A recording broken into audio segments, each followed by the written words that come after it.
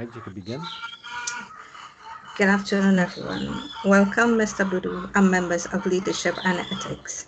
We, Tegan Martin and myself, Candace Christopher, will begin today with a crucial question: who are you?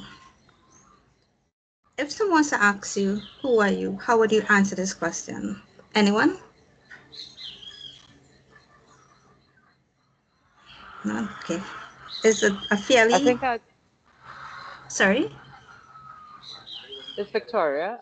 If somebody asks me who I am, I think I'll start off with my name. Yes, that is a good Yes. start as well. Thank you. So, welcome to our lecture on understanding yourself, where we seek to stimulate a different thought pattern and motivate you to embark on a transformative journey. Understanding yourself is a foundation of influence. A deeper grasp. Wait, 1 second, please. Introduction. Sorry, go back. It's technical. Who are you? A deeper grasp of who you are will not only fuel your self leadership, but also strengthen your ability to lead others. This chapter, Understanding Yourself, will challenge you to think critically about yourself, your core personality, and what truly fuels your motivation. I will start. First of all, let me restart. Hello, my name is Candace Christopher and Tegan. Hello. And my colleague in my group is Miss Tegan Martin. I will start with introduction, then development of self for leadership, strengths and weaknesses, a candid look at your native talents, developing your talents, playing to your strengths. Sorry. Right. Developing your talent, playing to your strengths, managing your weaknesses, self-esteem and self-confidence, understanding yourself and factors that shape your life identity. From there, Miss Martin will take you deeper. She will seek to get you to think about the true foundation blocks of effective self-leadership, your values, your beliefs, your ethics, and your character. These are the internal compass points that guide every decision you make. She will examine how you interact with the world and touch on your personal style, your preference, and your psychological type. All factors that shape your relationship with people and most importantly with yourself. She will end by looking at our various approaches to learning, and finally, we will summarize together, clarify any misunderstanding, and answer your questions. So, let us begin. Development of self for leadership. This chapter, Understanding Yourself, seeks to help you answer the one fundamental question of who am I? The answer is important because the journey to self leadership starts with who we are. So by the end of our presentation, you will understand why it is often said that before we can lead others, we must first lead ourselves. Because leadership is not only about task management, it thrives in the realm of relationships.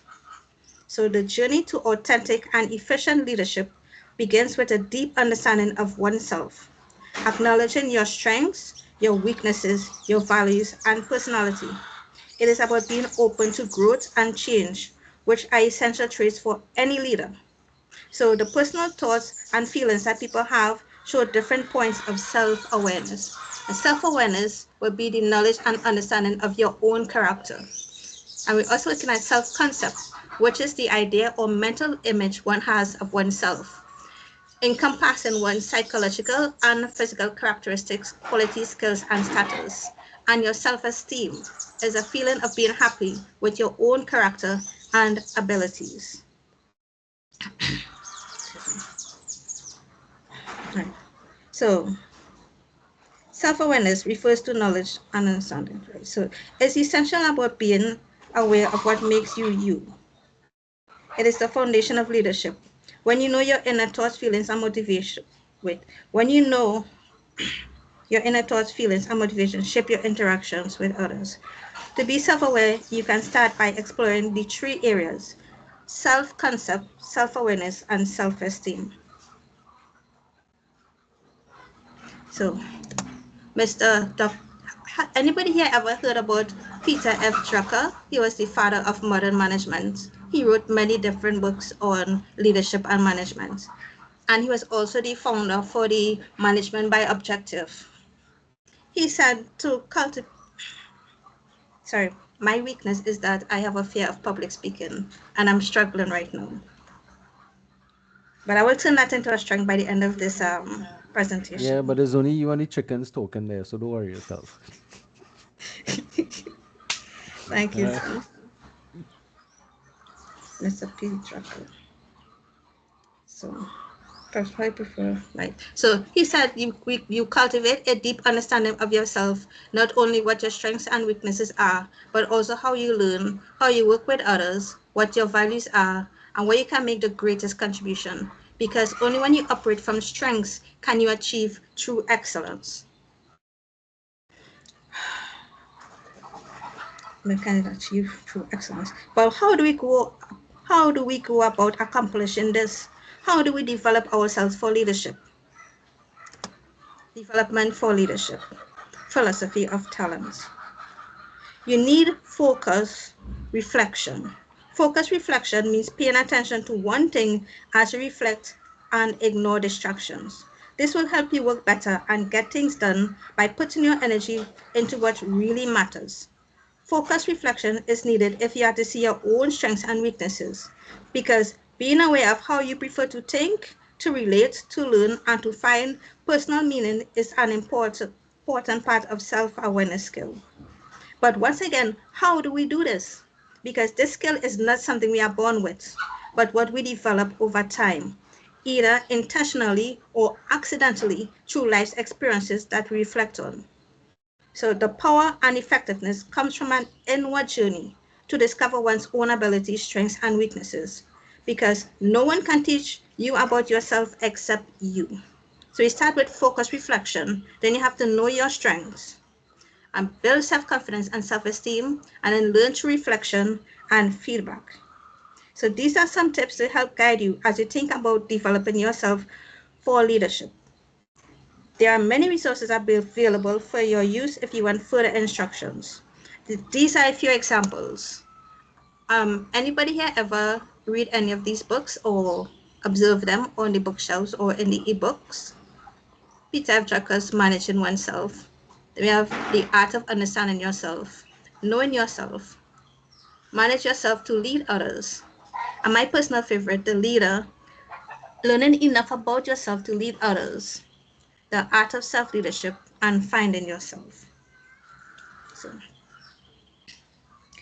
apart from the books, we also have institutes that offer classes. The Institute for Management Development is a very popular institute that offers classes to help you develop yourself for leadership. They have the 8 key strategies for mastering self-leadership.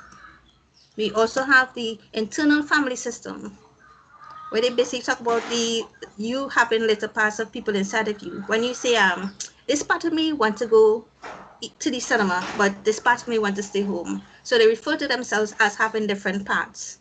And then they say that your true self, your true center is your inner calm self. So, and this is a visual representation of the different aspects of self-leadership.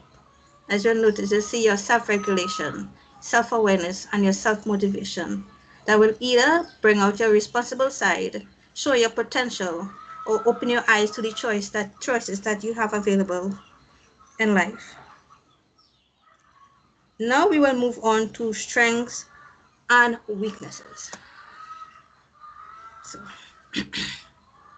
strengths and weaknesses are often two sides of the same coin, because what we consider to be a weakness in ourselves can in fact be seen as a strength in others.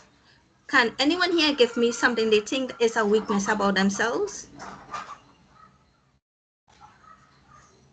I would say overthinking.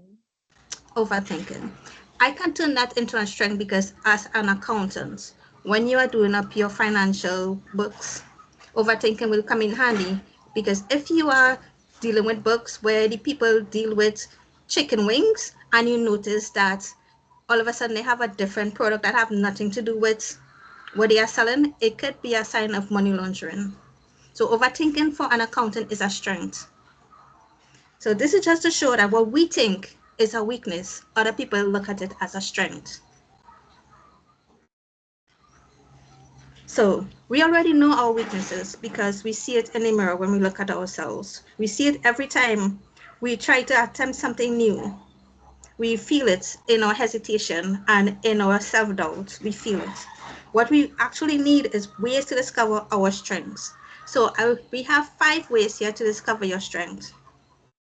First, listen to your inner voice, because this will help you notice what truly matters to you, your values, your dreams, and your feelings. Then you will focus on the satisfaction you feel from a job well done.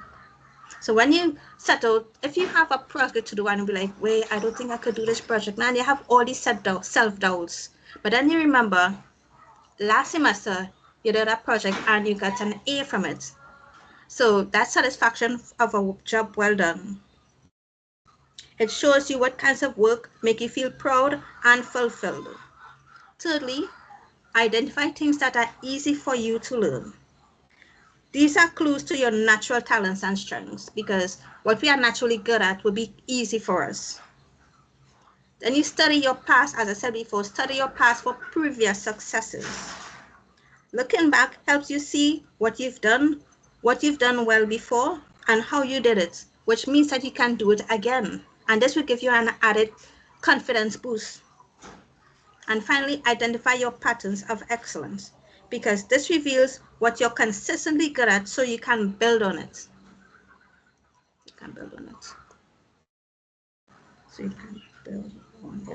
Together, these help you discover who you are, what you're great at, and how to lead yourself with confidence.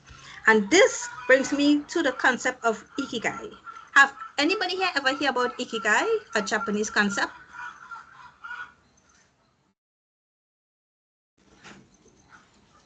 Okay. So in ikigai, they believe that what you love, what the world needs, what you are good at, and what you can be paid for, when you combine all 4 of these, you get these sweet spots where you will be living with purpose. That's basically what ikigai is about. So what you love is your passion. What you're good at is your vocation. What the world needs is your mission. And what you can be paid for is your work. So the combination of these 4 things brings you to the sweet spot where you'll be living your life with purpose. Living with purpose will bring a sense of peace that the fleeting feeling of happiness and sadness will not be able to disrupt. Ikigai is all about positivity. For me personally, my ikigai was when I was still working as a chef before my stuff happened. It was perfect. I was being paid to cook and eat. I was having so much fun. I was spending 16 hours a day on work and not be tired. That's how it is when you have ikigai. When you go to work in ikigai, you don't feel tired. It's like you're working with purpose. Have you ever noticed anyone in your work environment moving like that different from everyone else? Like they actually love what they do. They come to work and they enjoy their work. Anybody?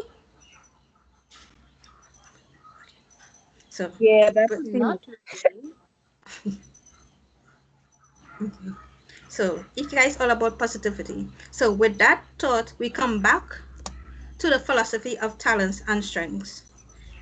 Where you need to shift your focus from weaknesses to maximizing your natural talents and strengths. So Buckingham and Clifton, 2001, stated that talents are your naturally recurring patterns of thought, feeling, or behavior. So once again, I'm coming with tips, this time about developing your talents. So the first one, surround yourself with others who have talents that are different from yours. Why? Because no one is great at everything. When you work with people who have different strengths, you can learn from them, share ideas, and build something better together. Secondly, manage your weaknesses instead of trying to fix them. You will have more time to focus on your strengths. Instead of focusing on what you cannot do, focus on what you can do. You don't have to be perfect. Instead of spending all your time trying to fix what you're not good at, find smart ways to work around it, like asking for help or using tools that make it easier. and you play to your strengths, which is the positive philosophy of talent. When you focus on what you're naturally good at, you do your best work and you feel more confident. And this is called the positive philosophy of talent. It means building your life around your strengths, not your struggles. So for me personally, right now I can only use my right hand, but I am still a very good cook. So I still bake and I still mix flour. And that is my strong point. Moving on. So, Miss Dr. A.P.J. Abdul Kalam, he said, all of us do not have equal talents, but all of us have an equal opportunity to develop our talents. One second. Develop our talents. So let us avoid the deficit model because we waste time and energy trying to fix our weaknesses instead of using our natural talents. As I said before, you don't have enough time to transform all your weaknesses into strengths. And growth lies in strength. The biggest potential for growth lies in developing the areas where you are already strongest. The real problem isn't a lack of strengths, but our failure to use the ones we have.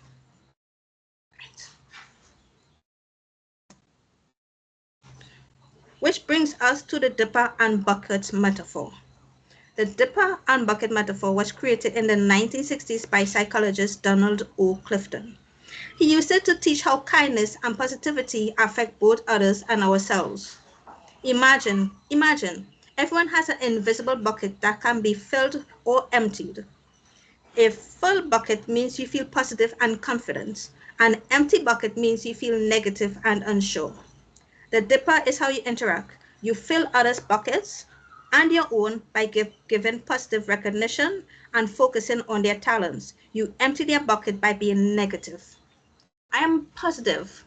There are some of us that get up feeling so good, so positive, and when we go out, we encounter negative people that just drain us. It just drain our positivity and have us tired at the end of the day. Anybody ever had a management or supervisor experience dealing with this? Yeah. Yes, yes, yes. Yes. And how do you react to it? This is Victoria. It's funny you said that. I experienced that yesterday. What I did was I went when I left work and I went home. I was quiet, and then I interacted with my family. So I played Scrabble with my daughter, and that helped me Fill your calm buckets. down. Yes, Mhm. because I needed to do that because after I had a conversation, a sort of disciplinary conversation with one of my staff, she didn't take the criticism constructively. And in trying to not allow my emotions to get to get too much, I had to restrain myself, and that restraint required it took a lot from me. It really did. Yes. That is a very good example. You see, because what exactly is the benefit of the dip and the bucket metaphor? So you say filling the buckets and receiving recognition, it increases your motivation, satisfaction, and productivity. Leading from your strength helps keep your own bucket full. Keep your own bucket full. So now we're looking at managing our weaknesses. So everyone has a mix of strengths and weaknesses. And the key to leadership, self-awareness, is knowing what those are. We manage our weakness to unlock great strengths. Firstly, allow me to make one thing clear. We can all learn to do this. We can all learn to turn our weakness into a strength. So even though we will be focusing on our strengths, we still need to manage our weaknesses so that they don't block our success. Because the end goal is management and not transformation. We aim to make our strengths so powerful that the weaknesses become irrelevant. This is where we see Tom Cruise, Orlando Bloom, Albert Einstein. These three, they are dyslexic, but they never let that stop them from doing what they want to do and becoming famous. Nick Vujicic, I could never know how to pronounce his name. He has always been an inspiration for me because he was born without arms or legs and he never let that stop him. His greatest strength is his voice and his confidence and his ability to share his life story. So now he is an international motivational speaker and he charges as much as 75,000 US to present a speech. Anybody ever heard about Nick Vujicic? But Yes, I have. Okay, that's very good. What do you think about him? I think that he shows what life could be like outside of what we're taught. You know, Mm-hmm. like we think that somebody without arms and legs can't live a normal life, but he shows that even in his difference, he's able to live. That just might look different to what we consider normal. And he also empowers other people. So I think he had some really good speeches. That is so true because that is pretty impressive considering the fact that he was born without limbs. His self-confidence must be through the roof. And this is a perfect introduction to my next subheading, self-esteem and self-confidence. Martin Luther King Jr. said, first teach them to believe in themselves. Your thoughts and feelings about yourself, self-concept, and self-esteem fuel your motivation and are vital for personal growth. Motivation is driven by how you think and feel about yourself. So this story happened when John W. Gardner was going to give a speech. His speech was going to be on first teach them how to read. But Martin Luther King saw it and told him, first teach them how to believe in themselves so that they can learn how to read. And which is so true. When you go to do something, if you believe that you will not accomplish it, that you will fail, you are right, you will fail. Our first thought is what either limits us or sets us on the path to success.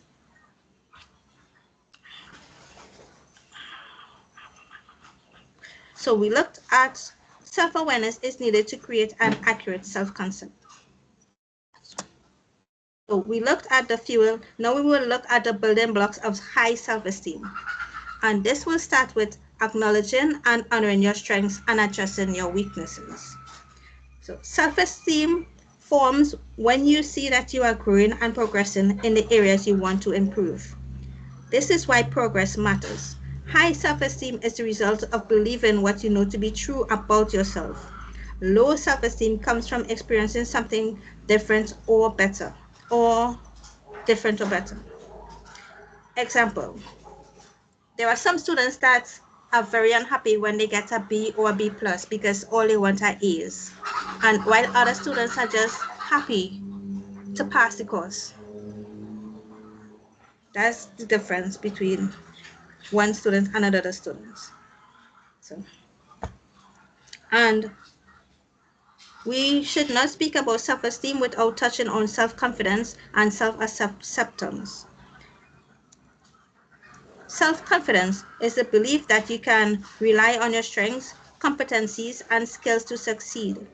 Some people who do well still have low self-confidence because they doubt their ability to repeat past successes.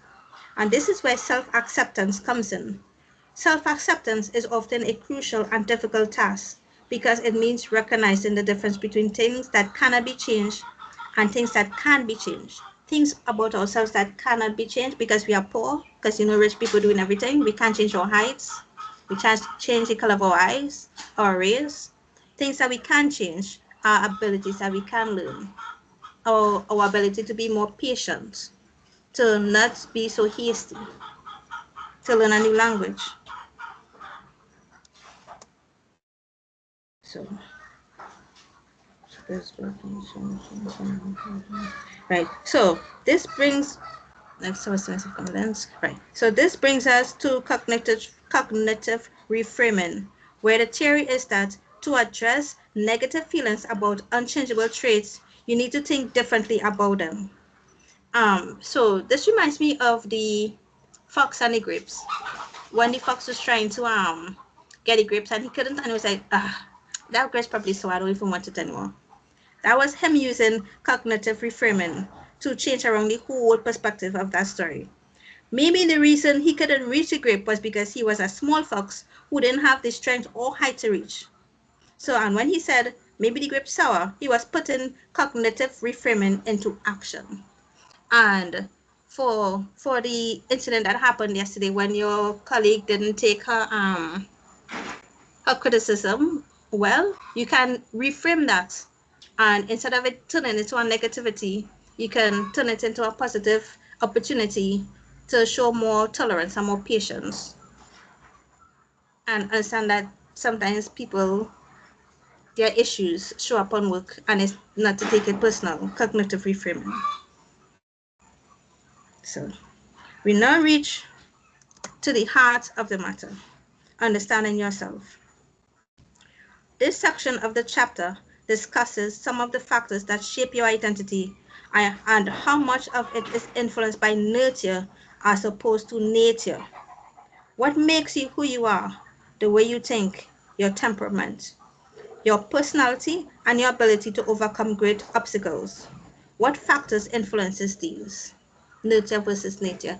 How many of us here believe that we are the product of our environment, or that we are born how we are and we cannot change?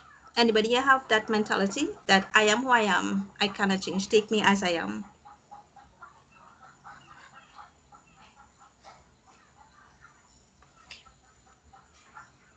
So I would say there's room for growth. I think I would fall more on the idea of the growth mindset.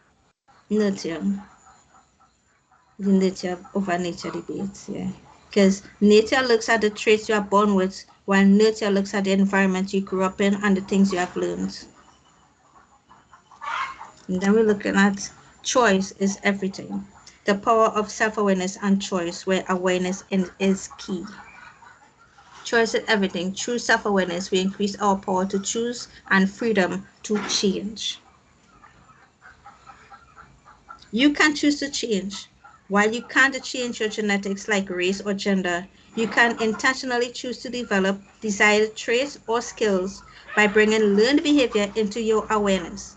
So when I say bring learned behavior into awareness, sometimes we pick up habits or behaviors and we are not conscious that we have changed until someone says, "Hey, I realize you're doing this different," or and they compliment you in that you no longer get angry easily, or that some positive change that you never notice in yourself but someone else notice.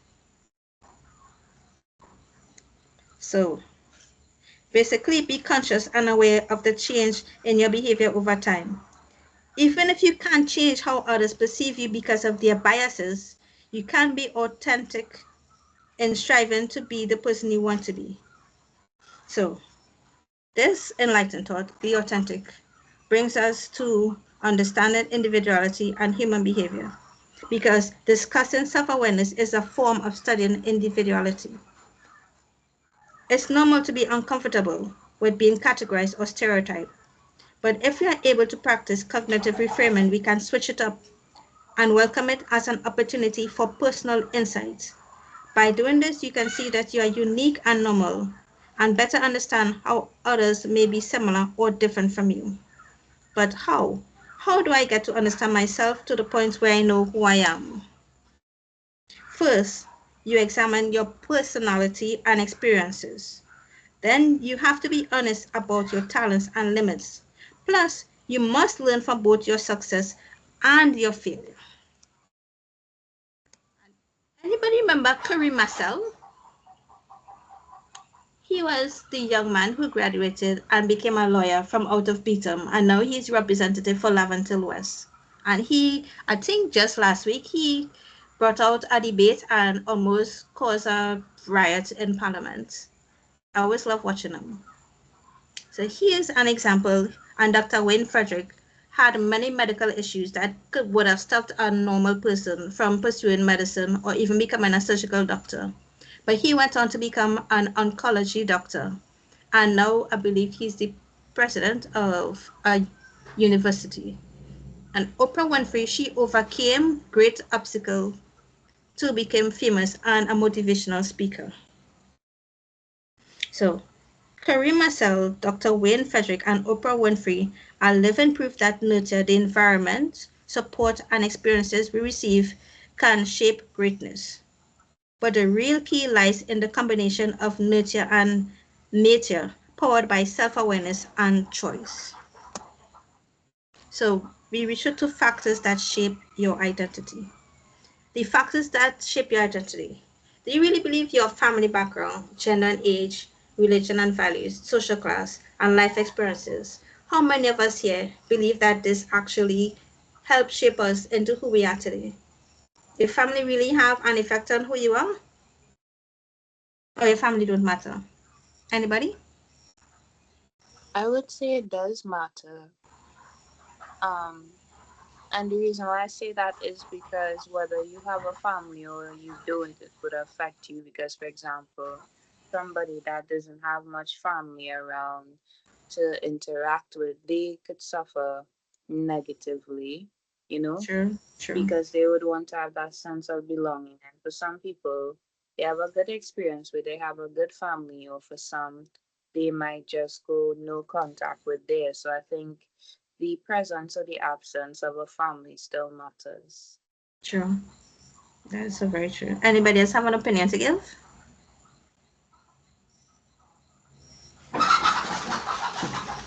So, family background, it gives us cultural roots. The gender and age, it influences our perspective and opportunities. And the religion and values shape our morals. Social class affects our access to resources, and life experiences mold us through successes and challenges. Your beliefs and your specific responsibilities that comes from being either a parent, a student, a volunteer, etc., significantly shape your identity and guides your thinking and worldview. These forces don't just define you, they give you the raw material to lead yourself with awareness and purpose. I now hand you over to my colleague, Ms. Tegan Martin. End of my presentation. You can start from, oh, sorry, the key lessons from the chapter. Self awareness is the foundation of leadership. We have to understand our values and character, how our values and character builds our integrity. And then we have to play on our strengths to manage our weaknesses and respect and adapt to others' styles and differences.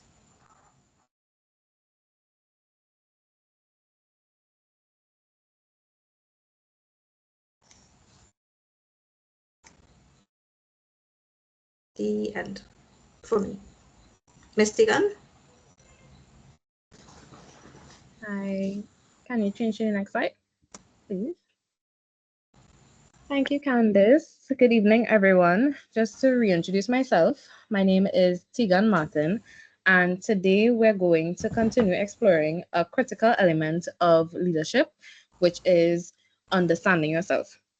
Before you can truly lead others, it's vital to first understand who you are as a person. And that means understanding your beliefs, your values, and what drives your behavior.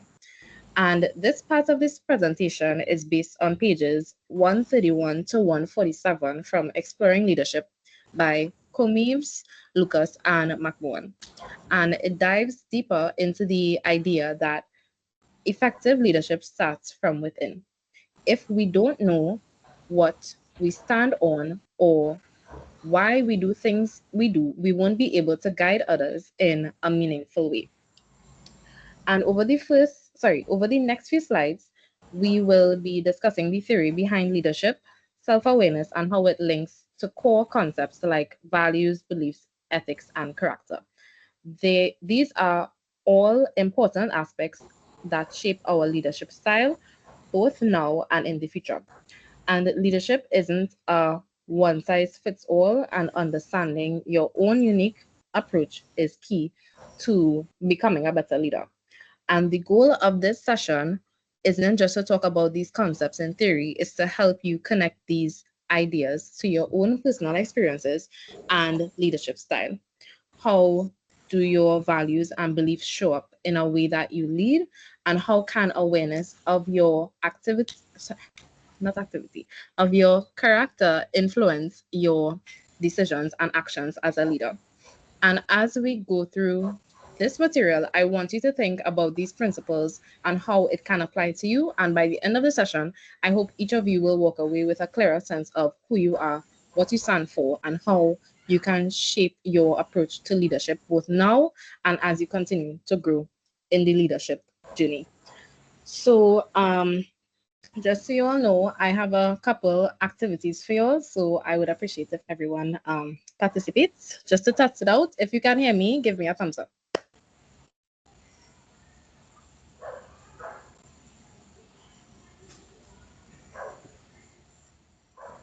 And nobody hearing me?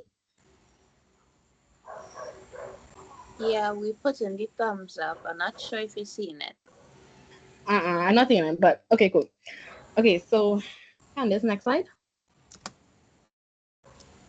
Okay, so now let's take a quick look at what we will be covering today. Next slide, please. So first, we will explore the core concepts of value, beliefs, ethics, and character, the foundational aspects that shape how we lead. And we'll also dive into the 6 pillars of character, which are the key traits that guide ethical leadership.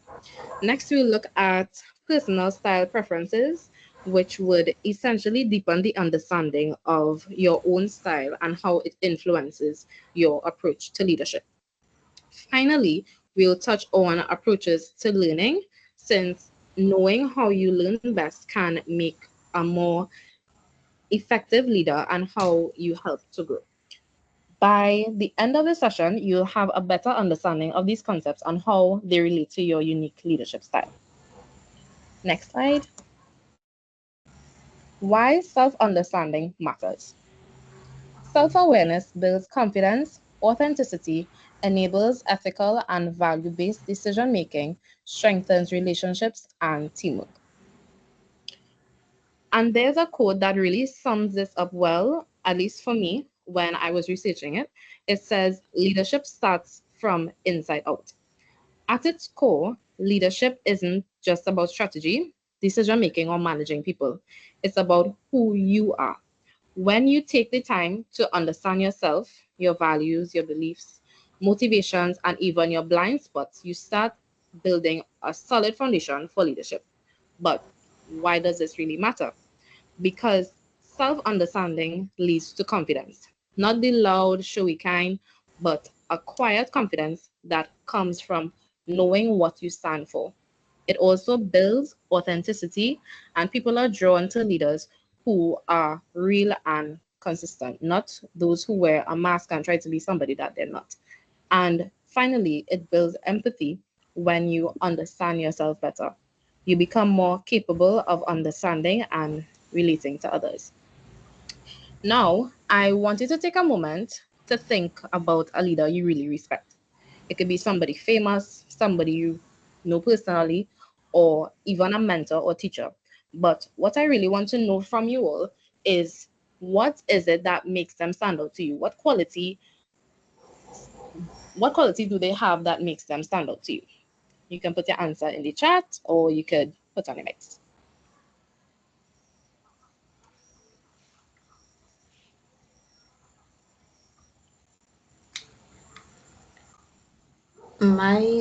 A leader I greatly admired was Chef Trisha from the hospitality school in Tobago. She was very fair but strict. But she brought out the best in everyone. She made you do things you didn't believe you would be able to do. But she knew you could do it. And by the end of the shift, you accomplished great things. Okay. Anyone else would like to share? Hi, Victoria again. Hi. My ex-boss, she was my mentor, and I admired her a lot because she took me under her wing and showed me exactly how you operate in a dynamic environment, you know. And even though she left the corporation, we remain in contact, and she always tell me the truth. That is what I appreciated. If I am Okay. wrong, she'll tell me. And Okay. that is where I learned because she wasn't afraid to hurt my feelings. And I took it very constructively because I knew I wasn't perfect. Right. That's nice. Right. So chances are it's not just their achievements or their intelligence that you like. And these are the kinds of leaders people want to follow, not because they have to, but because they choose to. Next slide. Values and beliefs. Beliefs are what you think is true. Values are what you believe is important. And beliefs shape values, and therefore values guide actions and attitudes.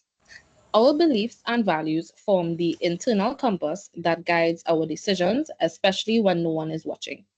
They help us make choices not because someone's telling us what to do, but because we know what we stand for. So let's pause here for a moment, and I encourage anyone to share their thoughts on this. What qualities you think make a good leader or make you trust a leader? What is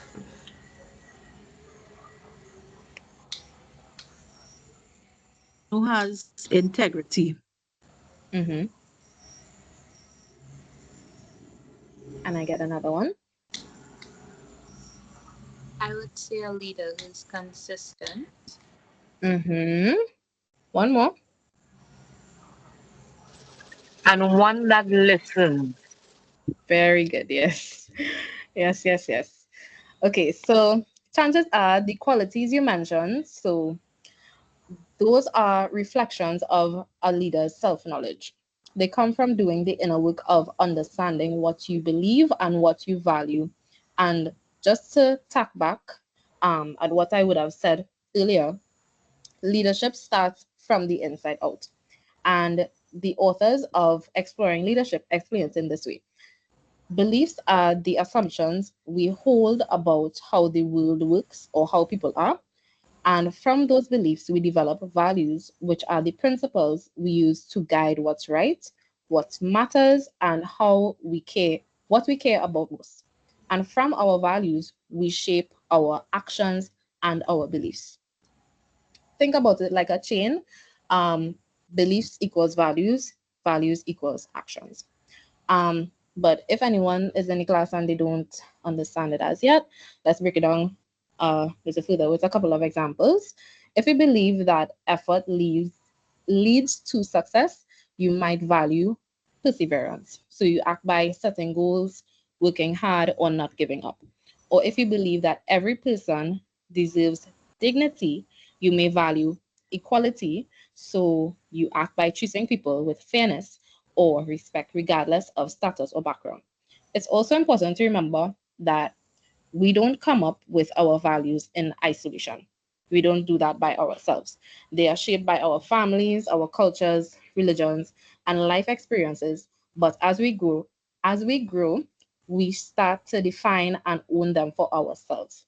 So now I want you to reflect a little bit and write down something. What are your three top three personal values? Once again, you can put it in the chat, or if you're brave enough, you can share it with class.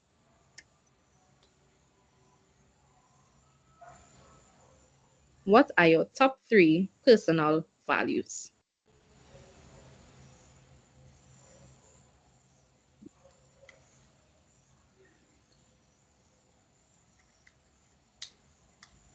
I would say honesty, respect, and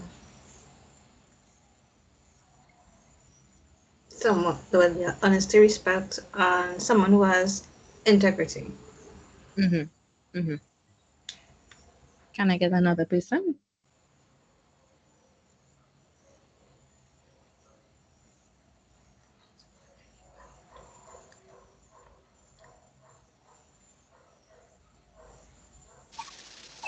Hi, Victoria. For me, it's Hi. honesty, respect, Mm-hmm. and consideration. Mm-hmm. Okay. Okay. So the answers you all would have thought of are really great because they offer a window into who you are and, more importantly, who you are becoming as a leader. And as you continue, keep these values in mind because they're not just words, it's a starting point for how you show up, make choices, and influence others. Next slide, please. Whose values for what purpose? In this chapter, the author asks an important question: whose values and for what purpose? And at some point, we all face a situation where our personal values may clash with the values of the group, community, or organization that we are a part of. And this is where ethical leadership comes in, as it's about aligning your personal convictions with a common goal while still staying true to who you are.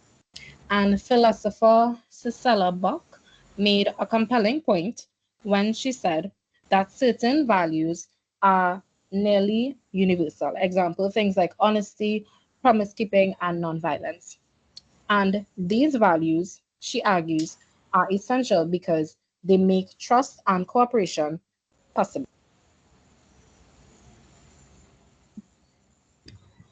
Um, right. So without shared values, no team or organization can function effectively.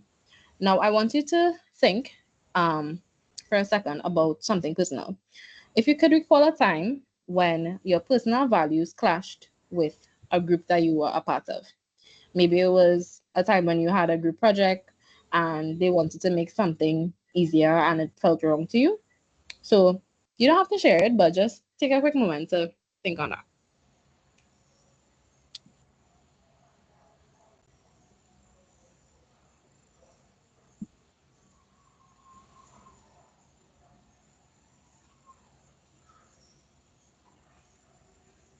Right. So if anyone has ever experienced that, those moments are challenging, but they're also defining. And they test our leadership, and more importantly, they reveal our character. How we handle those situations speak volumes about our integrity and our ability to stay true to what matters to us most. As leaders, those moments of conflict are inevitable, but how we navigate them, whether we choose to compromise our values or stand firm, shapes the kind of leader we become. So keep that in mind as we continue to explore how to align our personal and professional values. Next slide. Character and ethical behavior. Integrity is doing the right thing even when no one is watching, by C.S. Lewis. Ethics is moral principles guiding behavior. Character, who you are when no one's watching. Ethical leadership requires integrity, authenticity, and consistency. So let's dive into the powerful connection between character and ethical behavior and how they play a vital role in leadership. As C.S. Lewis wisely said, integrity is doing the right thing even when no one is watching. And at its core, ethics refers to the moral principles that guide our behavior. It's the internal compass that influences every decision we make, especially the ones that don't come with an audience. On the other hand, character is who we are when no one is watching. It's the silent measure of our leadership when the stakes are public or immediate. It's how you show up when there are no rewards or recognition. But here's the key: ethical leadership is about more than just doing the right thing, it's about doing the right thing consistently. It requires integrity, authenticity, and most importantly, consistency. Integrity is the alignment of your words and actions. It means what you say and it means what you say and what you do always match up. Authenticity is about being true and real in yourself and in the world and not pretending to be someone you're not just to fit in or please others.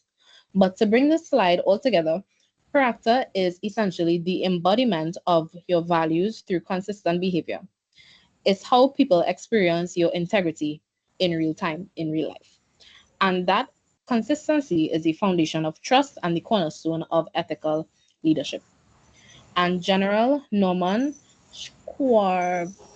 Schwarzkopf once said, more important than competence was character. I looked for selfless leaders rather than self serving ones. And this is such a powerful reminder that leadership is about trustworthiness and selflessness. It's not about titles, skills, or accomplishments. It's about the ability to put the needs of others above our own and to act in ways that demonstrate who you are as a person of integrity. And when we think about leadership, it's not just about what we do, it's about who we are and how consistently we live our values in every situation, big or small. Next slide. The 6 pillars of character: trustworthiness, respect, responsibility, fairness, caring, citizenship. Now that we've explored what character is, let's move on to something that helps make it easier to understand and apply. The 6 pillars of character. These pillars serve as a guide for developing strong personal and professional ethics. Each one represents a key part of what it means to have a good character, not just as a leader, but as a person. So let's go through each pillar briefly and think about what they mean in our daily lives. 1, trustworthiness. This is about honesty, integrity, and loyalty. Being trustworthy means people can rely on you when you tell them the truth.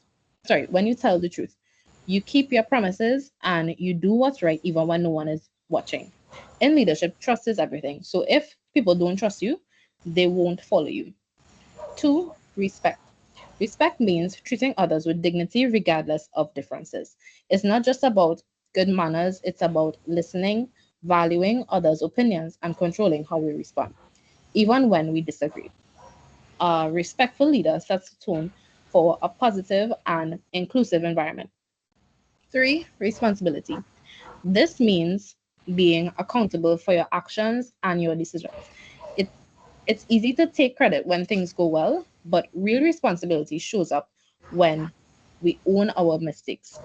It's about what we're supposed to do and following through on our commitments. 4, fairness. Fairness is about being open minded and just. It means listening to all sides before we make a decision and avoiding favoritism. And fair leaders, they don't play favorites or jump to conclusions. They make sure everyone has a chance to be heard. 5, caring. Caring is about showing empathy, compassion, and kindness. It's more than just being nice.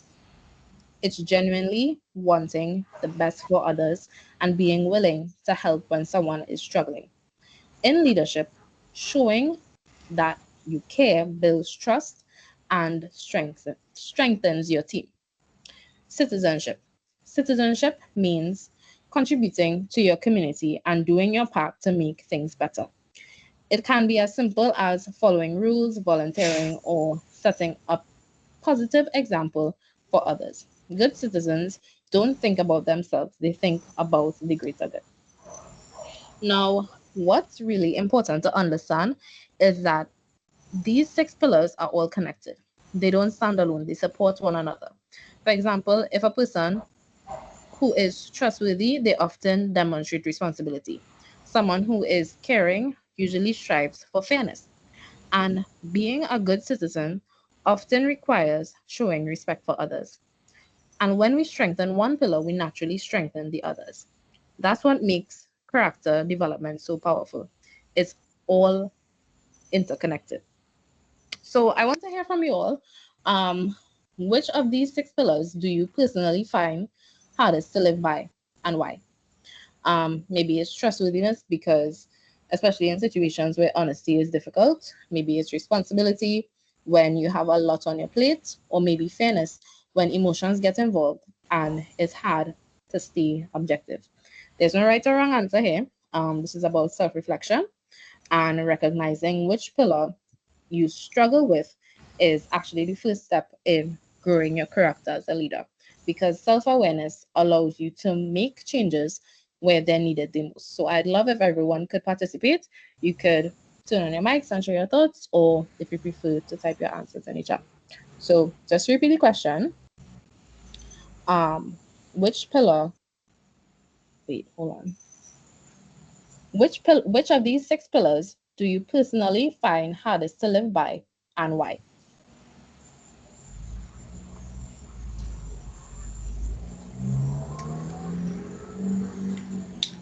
Um, I think I would go ahead and say that fairness is one of the pillars that is hard for me to live by. Not because I am not fair, but because I think as a human being, speaking about myself, at times it's quite hard to be objective when you Mm-hmm. know how you feel, and I think sometimes how we may feel could override our judgment. So it's like, well, this is how I feel, this is what I think, you know. But then at the end of the day, through being in this class, I've had to learn to be objective and to remove emotions and to actually see different perspectives. So fairness is a big one for me. Mm-hmm. Okay. Um, Karen,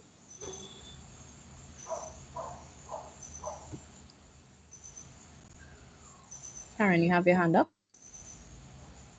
or is that a mistake?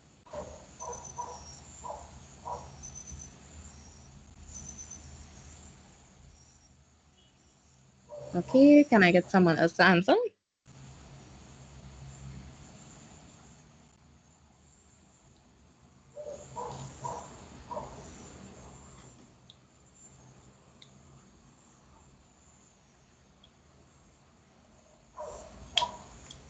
I would say respect because it's very difficult in today's environments to, Mm-hmm. especially with co-workers or subordinates that don't really know how to show true respect. That would be a difficult thing for me. Yeah, that's true. Okay, next slide. Examples of integrity. Now let's talk about integrity and what it actually looks like in real life. The author shares a few simple but powerful stories that really make you stop and think. In one story, a student found $120 that had gone missing from a campus event, and instead of keeping it, they returned it. No one told them to. They just did what they knew was right. In another example, after Hurricane Katrina, a volunteer found a bag of $30,000 inside, and they still turned it in. When someone asked why, the volunteer said, "Because I would have known, and I don't do things like that." That line sticks with me. I would have known. That's integrity. It's not about what other people see, it's about what you see when you look at yourself. It's doing the right thing even when no one's looking, not because you'll get praise or a reward, but because it fits with who you are and what you stand for. Um, Next slide. Now let's look at how our values connect to leadership. Ethical leadership is really about living with your moral compass, letting your values guide the way you lead instead of your ego or personal gain. When we lead from our values, we make decisions that feel right, not just ones that look good on paper. Ethical leadership is leading by your moral compass. Trust builds credibility and fellowship. Without trust, meaningful relationships aren't possible. By Erin Fogelman. And one of the key things that comes from this kind of leadership is trust. Trust is the foundation of all strong relationships, whether it's with coworkers, teammates, or an entire organization.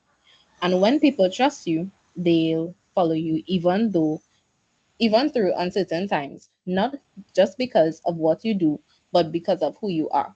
And how do we build that trust? We build that trust by being transparent, consistent, and fair. People notice when you keep your word, when you communicate honestly, and when you treat everyone with respect. Those small actions over time create credibility. And how can a leader lose trust even if they don't technically break a rule? It usually happens through inconsistency, like saying one thing but doing another, showing favoritism, or not showing empathy when it's needed. Even if a rule isn't broken, people can still feel disappointment or let down when actions don't match words. That's why consistency between what you say and what you do truly defines ethical leadership. It's what makes people believe in you, not because you're perfect, but because you are genuine. Can we all agree with that? Yes. Yes. Okay, cool. Next slide. All right, so now let's shift gears a bit and talk about something a little more personal, which would be our individual style preferences. We express values through our personal style and interaction. Misunderstandings often arise from different personality styles. Understanding these differences improves teamwork and empathy. And this topic is based on Carl Jung's theory and leads to Myers-Briggs Type Indicator, MBTI. So we all express our values not just through what we say, but how we interact with others, the way we communicate, make decisions, and even how we handle stress or teamwork. But here's the thing, sometimes misunderstandings happen simply because people have different personality styles. We might see someone as quiet or distant when really they're just being thoughtful and need time to process things. Or you might see someone as too talkative or too loud when in reality, that's just the way how they connect and share ideas. Understanding these differences is key. It helps improve teamwork, builds empathy, and makes us better leaders and collaborators. Now, this idea came from the work of Carl Jung, a psychologist who studied personality and behavior. And his theory was later adapted into something many of you might have heard of as the Myers-Briggs Type Indicator, and it describes four main preferent pairs, meaning four ways people naturally tend to approach life and work. Next slide. So let's go through them briefly. External behavior and introversion. Extroverts get their energy from being around people, from conversations, group work. Someone's mic is on.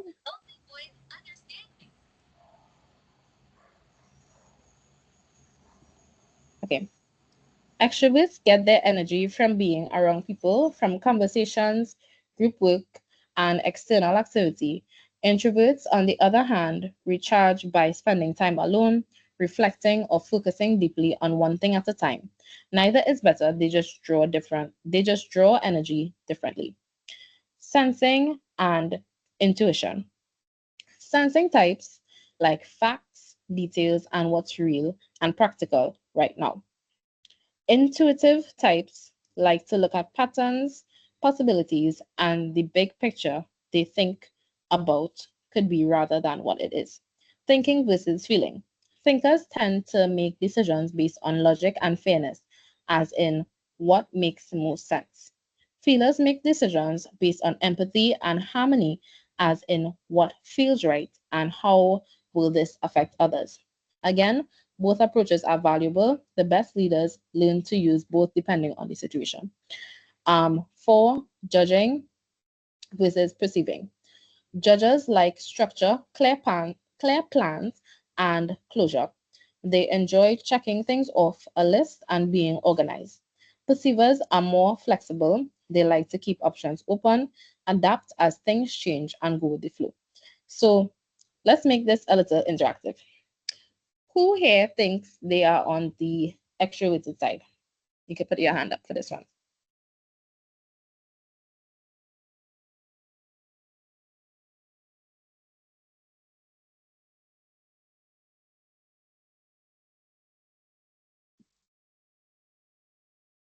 One person thinks they're extroverted. All right. And who thinks they're introverted?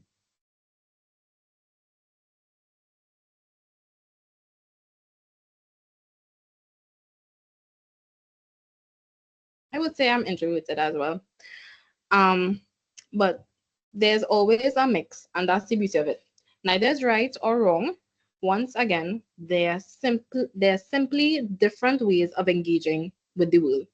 And when we become aware of our own style and others, we can work together more smoothly. For example, if you are an extroverted leader, you might check in with your you might want to check in with your quieter teammates to make sure their ideas are heard, or if you are more introverted, you might challenge yourself to share your thoughts out a bit louder than often. The key is awareness and balance in knowing your style, appreciating others' style, and adapting when needed. That's how strong, emotionally intelligent teams are built. So, as you think about your own personal style, ask yourself, how do I show up in a group? Do I recharge? And how do I recharge? And how do I adjust to connect better with others? When we understand ourselves and each other, collaboration becomes easier, communication becomes smoother, and leadership becomes a lot more authentic. Next slide.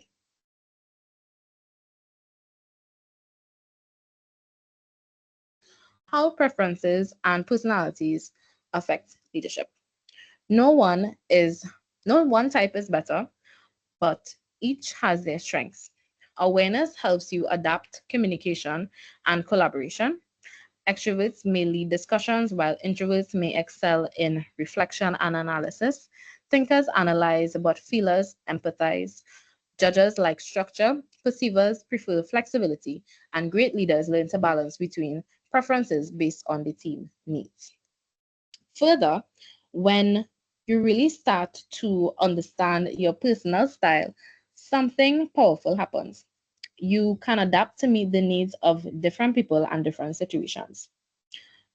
For example, extroverts only bring energy and enthusiasm to the team. Often bring energy and enthusiasm to the team. They're great at getting people talking, motivating others, and keeping momentum going.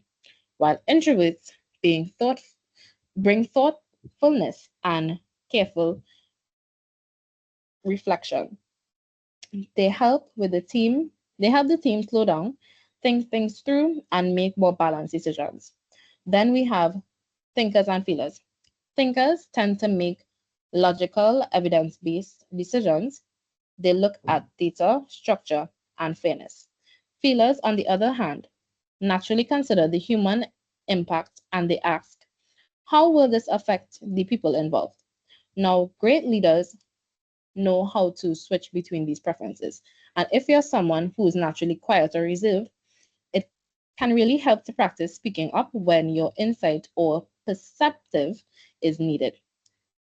Your voice can bring balance and depth to the discussion. And if you're someone who's more outspoken or expressive, try practice active listening and making space for others to share as this would ensure that everyone feels valued and heard.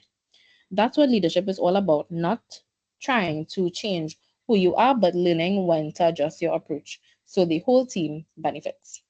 Next slide. Approaches to learning. Leadership also involves understanding how you learn. The author points out that everyone absorbs information differently. Some people learn by doing, others learn by listening, observing, or discussing. So let's go through the different types one by one. Next slide. Learning styles. Extroverted learners, they learn best through interaction, discussion, and group work. They prefer hands-on trial and error learning, and they think while active. They enjoy learning by doing and processing ideas out loud. And their preferred learning approach is active and social learning, whether it's collaborative, experimental, and discussion based. Next slide. Introverted learners. They prefer independent, reflective learning environments, learn best through writing, journaling, and time for thought. They prefer to think before speaking or acting, and they internalize ideas deeply. And their learning approach is reflective and independent learning. whether it's writing, reading, or quiet reflection. Next slide. Sensing learners. They focus on details, facts, and practicality. They prefer step-by-step, structured, and concrete learning. They value past experiences and context, often favor inducive learning and building up to a bigger picture by examining details. And their learning approach is concrete and factual learning, data-driven, detail-oriented, and real-world experiences. Next slide. Intuitive learners. They are interested in ideas, patterns, and possibilities. They prefer conceptual learning and exploring big picture ideas. They may skip over small details and jump to conclusions quickly. Often favor deducive learning, which is seeing the whole picture first, then parts. Learning approach, abstract and conceptual learning, creative, imaginative, and theory-based. Next slide. Deducive versus inducive thinkers. Deducive learners prefer to start with the big picture and work down to details. Example, seeing the forest before the trees. Inducive learners prefer to start with details and examples and build towards a conclusion. Example, seeing the trees before the forest. Learning approach, deducive, top-down thinking, inducive, bottom-up thinking. Next slide. Group learning balance, applying different styles. When leading or teaching diverse learners, include learning material beforehand for introverts and intuitives, group discussions for extroverts and feelers, case studies or real examples for sensors and thinkers, and action plans and structured goals for judges. Learning approach, inclusive, multimodal learning, blending methods to fit all personality types. Next slide. Okay. Now let's take a moment for some introspection. I'd like you to begin drafting your own personal mission statement. It doesn't have to be perfect right away. This is a process. You can refine it over time, but the key is to start reflecting on what truly matters to you as a learner. So I want you to take a minute and ask yourself 3 important questions. What do I stand for? What kind of person do I want to be? And what difference do I want to make? You all can take a minute to do that, and then anyone can share.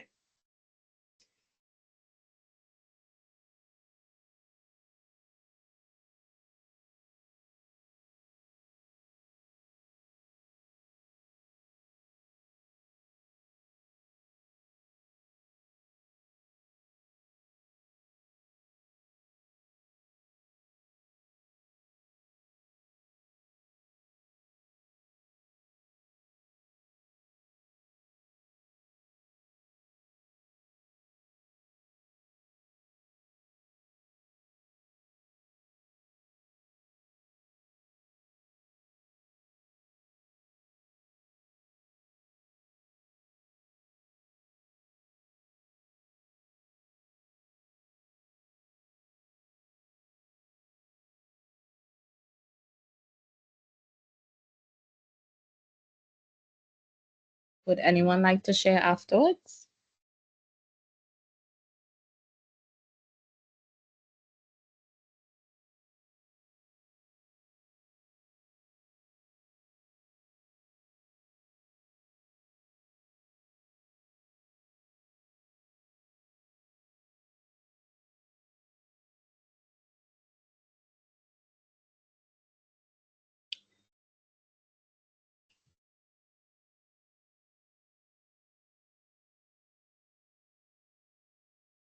Your mission statement should be a connection between your values and your purpose, and it serves as a reminder for who you want to be when faced with tough choices.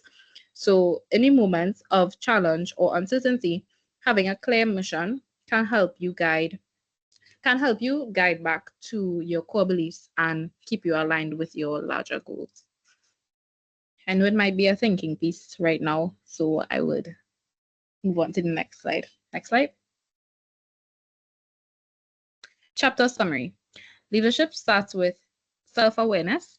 Your values and beliefs guide your ethics and actions. Your personality and learning styles affect how you lead. Understanding yourself enables trust, authenticity, and growth. So let's take a moment to review what we've covered today. So to wrap up this, I want to bring everything back to one main idea, which is leadership begins with self-awareness. It starts with understanding who you are in your beliefs, your values, and your ethics. Your beliefs shape your values guide your ethics, and your ethics influence your character. And your character is what ultimately defines your credibility as a leader. Your personality and your learning styles also play a huge role in how you connect with others and influence others. When you take the time to really understand those parts of yourself, you build authenticity, and authenticity is what strengthens trust. It helps you become a more compassionate, adaptable, and effective leader. So, I'd also like to close with a quote from General Norman, which I think perfectly captures everything we've discussed today. Leadership requires a special kind of belief, a defined set of moral and ethical values to guide your decisions in life. Leadership isn't about power or status, it's about integrity, purpose, and trust. When you understand who you are, your beliefs, values, and character, you lead not from power but from principle. Thank you all for being so engaged today. I hope this session between my partner and I sparked a deeper reflection for your own values and your beliefs and leadership styles. And remember that true leadership always begins with understanding yourself. Okay. Thank you.